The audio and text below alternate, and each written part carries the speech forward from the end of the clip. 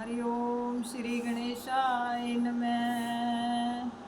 बोल साचे दरबार की जय। श्री दुर्गा सप्तशती कथा। ओम नमः चंडिकाय। तीसरा अध्याय। सेनापतियों सहित महिषासुर का वध। महर्षि मेधा ने कहा, महिषासुर की सेना नष्ट होता देखकर उस सेना का सेनापति चिक्षुर क्रोध में भरकर देवी के साथ युद्ध करने के लिए बढ़ा। वह देवी पर इस प्रकार बाणों की वर्षा करने लगा मानो सुमेरु पर्वत पर पानी की धार बरसा रहा हो। इस प्रकार देवी ने अपने बाणों से उसके बाणों को काट डाला तथा उसके घोड़ों व सारथी को मार डाला और साथ उसके धनुष और उसकी अत्यंत ऊंची ध्वजा को भी काट कर नीचे गिरा दिया और उसका धनुष कट जाने के पश्चात उसके शरीर के अंगों को भी अपने बाणों से बींध डाला। धनुष, घोड़ों और सारथी के नष्ट होने पर वह असुर ढाल और तलवार लेकर देवी की तरफ दौड़ा। उसने अपनी तीक्ष्ण धार वाली अपनी तलवार से देवी के सिंह के मस्तक पर प्रहार किया और बड़े वेग से देवी की भी बाईं भुजा पर चोट की, किंतु देवी की बाईं भुजा के साथ छूते ही दैत्य की तलवार टूटकर दो टुकड़े हो गई। इससे दैत्य ने क्रोध में भरकर शूल हाथ में लिया और उसे भद्रकाली देवी की ओर फेंका और देवी की ओर आता हुआ वह शूल आकाश से गिरते हुए सूर्य के समान प्रज्वलित हो उठा। उस शूल को अपनी ओर आते हुए देखकर देवी ने भी शूल छोड़ा, जिसने महासुर के शूल के 100 टुकड़े कर दिए और साथ ही महासुर के प्राण भी हर लिए। चिक्षुर के मरने पर देवताओं को दुख देने वाला चामुर नामक दैत्य हाथी पर सवार होकर देवी से लड़ने के लिए आया और उसने आते के साथ ही देवी पर शक्ति से प्रहार किया, किंतु देवी ने अपने हुंकार से ही तोड़कर पृथ्वी पर डाल दिया। शक्ति को टूटा हुआ देखकर दैत्य मारे क्रोध के लाल होकर शूल को चलाया, किंतु देवी ने उसको भी काट डाला। इतने में देवी का सिंह उछलकर हाथी के मस्तक पर सवार हो गया और दैत्य के साथ तीव्र बाहु युद्ध करने लगा और फिर वह दोनों लड़ते हुए हाथी पर से पृथ्वी पर आ रहे और परस्पर बड़े क्रोध से लड़ने लगे। फिर सिंह बड़े जोर से आकाश की ओर उछला और जब पृथ्वी की ओर आया तो अपने पंजों से चामर का सिर धड़ से अलग कर दिया और क्रोध में भरी हुई देवी ने शिला और वृक्ष आदि की चोटों से दग्गर को भी मार डाला और कराल को दांतों, मुक्कों और थप्पड़ों से चूर्ण कर डाला। क्रुद्ध हुई देवी ने गदा के प्रहार से उद्धत को मारकर गिरा दिया, भिंदीपाल से बाष्कल को, बाणों से तामर तथा अदक को मौत के घाट उतार दिया और 3 नेत्रों वाली परमेश्वरी ने त्रिशूल, उग्रास्य, उग्रवीर्य और महाहनु नामक राक्षसों को मार डाला और उसने अपनी तलवार से बिडाल नामक दैत्य का सिर काट डाला और अपने बाणों से दुदर और दुर्मुख दोनों राक्षसों को यमलोक को पहुंचा दिया। इस प्रकार जब महिषासुर ने देखा कि देवी ने मेरी सेना को नष्ट कर डाला है, तो उसने भैंसे का रूप धारण करके देवी के गणों को त्रास देने लगा। उन गणों में से कन्यों को उसने मुक्के के प्रहार से, कन्यों को खुरों से, कन्यों को पूंछ से, कन्यों को सींगों से, कन्यों को दौड़ने के वेग से, कन्यों को सिंहनाद से, कन्यों को चक्कर देकर और कन्यों को निश्वास वायु के झोंकों से पृथ्वी पर गिरा दिया। इस प्रकार वह दैत्य गणों की सेना को गिराकर देवी के सिंह को मारने के लिए दौड़ा। इस पर देवी को बड़ा क्रोध आया। उधर दैत्य भी क्रोध में भरकर धरती को खुरों से खोदने लगा तथा सींगों से पर्वतों को उखाड़ उखाड़ कर धरती पर फेंकने लगा और मुख से शब्द करने लगा। महिषासुर के वेग से चक्कर देने के कारण पृथ्वी क्षुब्ध होकर फटने लगी। उसकी पूंछ से टकराकर समुद्र चारों ओर फैल गया। हिलते हुए सींगों के आघात से मेघ खंड खंड हो गए और श्वास से आकाश में उठते हुए पर्वत फटने लगे। इस प्रकार क्रोध में भरे हुए राक्षस को देखकर चंडिका को भी क्रोध आ गया और वह उसको मारने के लिए क्रोध में भर गई। देवी ने पाश फेंककर दैत्य को बांध लिया और उसने बंध जाने पर दैत्य का रूप त्याग दिया और सिंह का रूप बना लिया और ज्यों ही देवी उसका सिर काटने के लिए तैयार हुई, उसने पुरुष का रूप बना लिया जो कि हाथ में तलवार लिए हुए था। देवी ने तुरंत ही अपने बाणों के साथ उस पुरुष को उसकी तलवार ढाल सहित बींध डाला। इसके पश्चात वह गजराज के रूप में दिखाई देने लगा और अपनी लंबी सूंड से देवी के सिंग को खींचने लगा और गरजने लगा। देवी ने अपनी तलवार से उसकी सूंड काट डाली। तब राक्षस ने एक बार फिर भैंसे का रूप धारण कर लिया और पहले की नाई चर अचर जीवों सहित समस्त त्रिलोकी को व्याकुल करने लगा। इसके पश्चात क्रोध में मरी हुई देवी बारंबार उत्तम मधु का पान करने लगी और लाल नेत्र करके हंसने लगी। उधर बलवीर्य तथा मद से युद्ध हुआ। दैत्य भी गरजने लगा और अपने सिंगों से देवी पर पर्वतों को फेंकने लगा। देवी अपने बाणों से उसके फेंके हुए पर्वतों को चूर्ण करती हुई बोली। देवी ने कहा, ओ मूढ़, जब तक मैं मधुपान कर रही हूँ तब तक तू गरज ले, और इसके पश्चात मेरे हाथों तेरी मृत्यु हो जाने पर देवता गरजेंगे। महर्षि मेधा ने कहा। यूँ कहकर देवी उछलकर उस दैत्य पर जा चढ़ी और उसको अपने पैर से दबाकर शूल से उसके गले पर आघात किया। देवी के पैर से दबने पर भी दैत्य अपने दूसरे रूप से अपने मुख से बाहर होने लगा। अभी वह आधा ही बाहर निकला था कि देवी ने अपने प्रभाव से उसे रोक दिया, और जब वह आधा निकला हुआ वह दैत्य युद्ध करने लगा तो देवी ने अपनी तलवार से उसका सिर काट डाला। इसके पश्चात सारी राक्षस सेना हाहाकार करती हुई वहाँ से भाग गई और सब देवता अत्यंत प्रसन्न हुए और ऋषियों महर्षियों सहित देवी की स्तुति करने लगे। गंधर्वराज गान तथा अप्सराएं नृत्य करने लगीं। इति श्री मार्कंडे पुराणे सवर्णिके मन्वंतरे देवी महात्म्य आचार्य तस्किन भाषा टीकायां महिषासुरवधो नाम तृतीयोऽध्याय। बोल साचे दरबार की जय। ओम नमः चंडिकाय। चौथा अध्याय। इंद्र आदि देवताओं द्वारा देवी की स्तुति। महर्षि मेधा ने कहा, देवी ने जब पराक्रमी दुरात्मा महिषासुर को मार डाला और असुरों की सेना को भी मार डाला, तब इंद्रादि देवता प्रणाम के लिए गर्दन तथा कंधे झुकाकर भगवती की स्तुति करने लगे। जिस देवी ने अपनी शक्ति से यह जगत व्याप्त किया है और जो समस्त देवताओं और महर्षियों की पूजनीय है, उस अंबिका को हम भक्तिपूर्वक नमस्कार करते हैं। वह हमारा कल्याण करे। जिस अतुल प्रभाव और बल का वर्णन करने में भगवान विष्णु, शंकर और ब्रह्मा भी समर्थ नहीं है, वह देवी संपूर्ण जगत का पालन करने के लिए और अशुभ भय का नाश करने का विचार करे।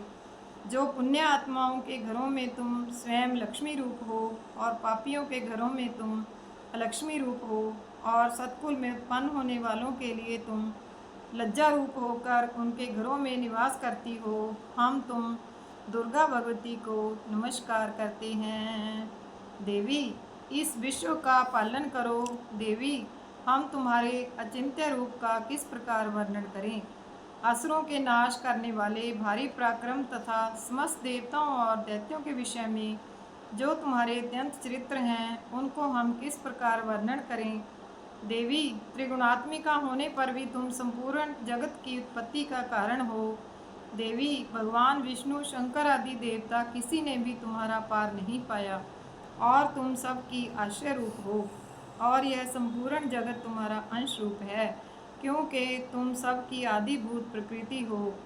देवी, तुम्हारे जिस नाम के उच्चारण से संपूर्ण यज्ञों में सब देवता तृप्ति लाभ करते हैं, वह स्वाहा तुम ही तो हो। इसके अतिरिक्त तुम पितरों की तृप्ति का भी कारण हो, इसलिए सब आपको स्वदा कहते हैं। देवी, वह विद्या जो मोक्ष की देने वाली है, जो अचिंत्य महाव्रत स्वरूप है, तत्वसार को वश करने वाले, संपूर्ण दोषों को दूर करने वाले, मोक्ष की इच्छा वाले मुनिजन जिसका अभ्यास करते रहते हैं, तुम ही हो। तुम वाणी रूप हो और दोष रहित ऋगु यजुर्वेदों को तथा उद्गीत और सुंदर पद पाठ वालों की तथा साम वेद की खजाना रूप हो। तुम भगवती हो। इस विश्व की उत्पत्ति एवं पालन के लिए तुम वार्ता के रूप में प्रकट हुई हो, और तुम संपूर्ण जगत की पीड़ा हरने वाली हो। देवी, जिससे सारे शास्त्रों को जाना जाता है, वह मेधा शक्ति तुम ही हो, और दुर्गम भव सागर से पार करने वाली नौका भी तुम ही हो। लक्ष्मी रूप हो, विष्णु भगवान के हृदय में निवास करने वाली और भगवान महादेव द्वारा सम्मानित गौरी देवी तुम ही हो। मंद मुस्कान वाले निर्मल पूर्ण चंद्र बिंब के समान और उत्तम स्वर्ण की मनोहर कांति से कमनीय तुम्हारे मुख को देखकर भी महिषासुर क्रोध में भर गया। यह बड़े आश्चर्य की बात है। और देवी तुम्हारा यही मुख जब क्रोध में भर गया, उदय काल के चंद्रमा की भांति लाल हो गया और तनी हुई भौहों के कारण विकराल हो गया, तो उसे देखकर तो जो महिषासुर के शीघ्र प्राण नहीं निकल गए, यह बड़े आश्चर्य की बात है। क्योंकि क्रुद्ध धर्मराज के दर्शन करके भला कौन जीवित रह सकता है। देवी तुम हमारे कल्याण के लिए प्रसन्न हो जाओ। आपके प्रसन्न होने से इस जगत का अभ्युदय होता है, और जब आप क्रुद्ध हो जाती हैं तो कितने ही कुलों का सर्वनाश हो जाता है। यह हमने अभी अभी जाना है। क्यों, जबकि तुमने महिषासुर की बहुत बड़ी सेना को देखते ही देखते नष्ट कर दिया। देवी सदा अभ्युदय प्रताप देने वाली तुम जिस पर प्रसन्न हो जाती हो, वही देश में सम्मानित होते हैं। उनके धन व यश की वृद्धि होती है, उनका धर्म कभी शिथिल नहीं होता है, और उनके यहाँ अधिक पुत्र स्त्रियाँ और नौकर होते हैं। देवी तुम्हारी कृपा से ही धर्मात्मा पुरुष प्रतिदिन श्रद्धापूर्वक यज्ञ करता है और धर्मानुकूल कर्म करता है, और उनके प्रभाव से स्वर्गलोक में जाता है।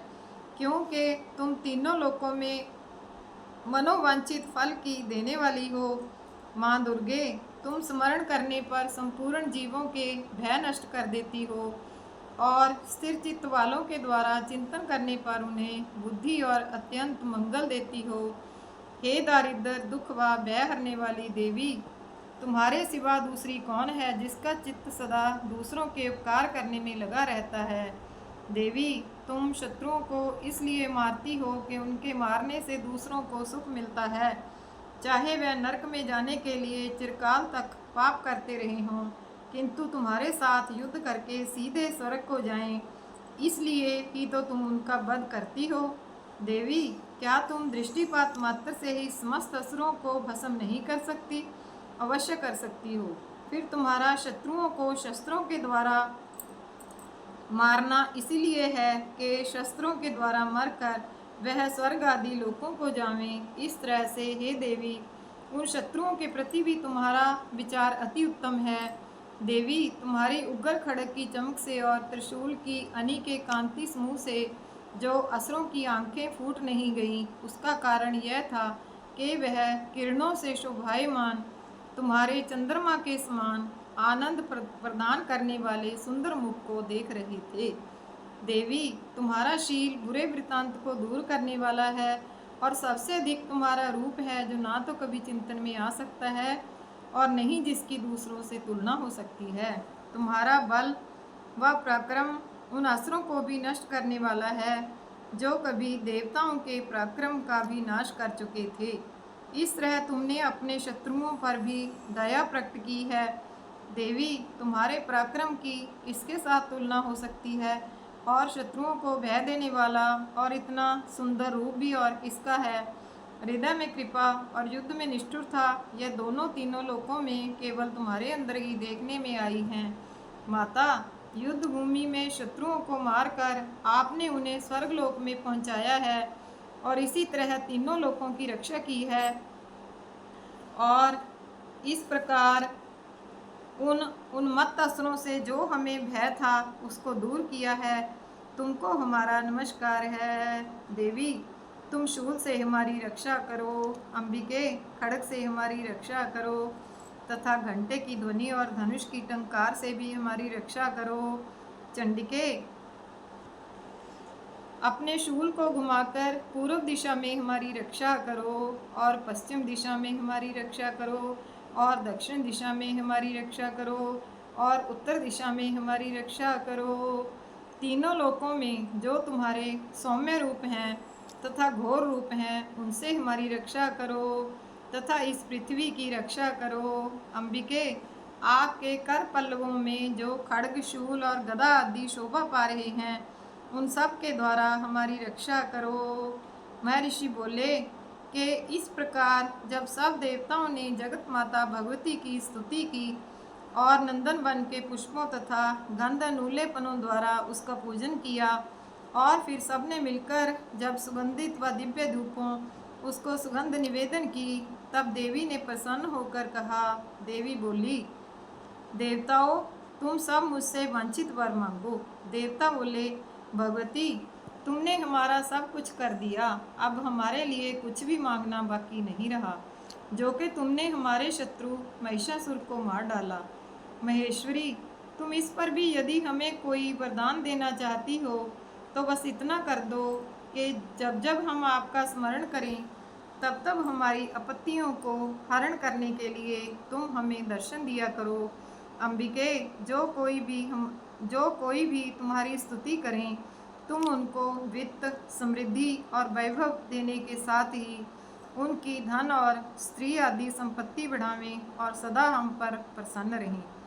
महर्षि बोले, हे राजन, देवताओं ने जब जगत के लिए तथा अपने लिए इस प्रकार प्रसन्न किया तो वह तथास्तु कहकर अंतर्धान, हे भूप, वह जिस प्रकार तीनों लोकों का हित चाहने वाली वह भगवती देवताओं के शरीर से उत्पन्न हुई थी, वह सारा वृत्तांत मैंने तुझसे कह दिया है।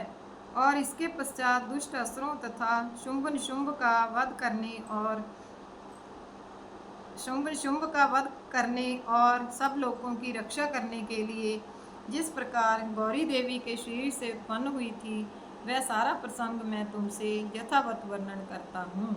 इति श्री मार्कंडे पुराणे सवर्णिके मन्वंतरे देवी महात्म्याचार्य तस्कीनकृत भाषा टीकायां शक्रादि स्तुतिर्नाम चतुर्थोऽध्याये। बोल साचे दरबार की जय। कर्पूर गौरम करुणावतारम संसार सारम भुजगेन्द्रहारम